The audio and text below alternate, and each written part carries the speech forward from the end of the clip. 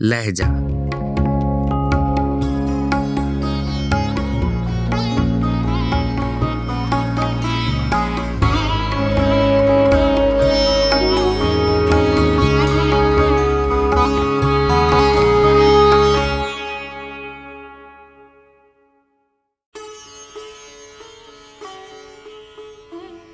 غزل جگر مراد آبادی، آواز و پیشکش راحیل فاروق۔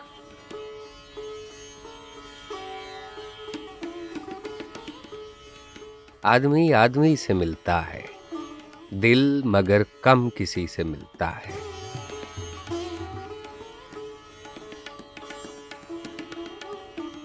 بھول جاتا ہوں میں ستم اس کے، وہ کچھ اس سادگی سے ملتا ہے۔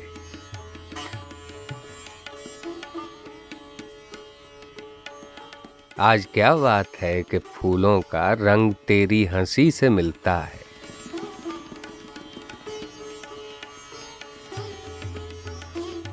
سلسلہ فتنہ قیامت کا تیری خوش قامتی سے ملتا ہے۔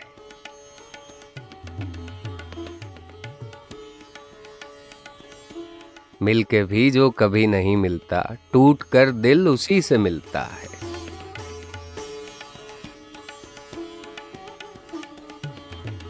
کاروبارے جہاں سنورتے ہیں، ہوش جب بے خودی سے ملتا ہے۔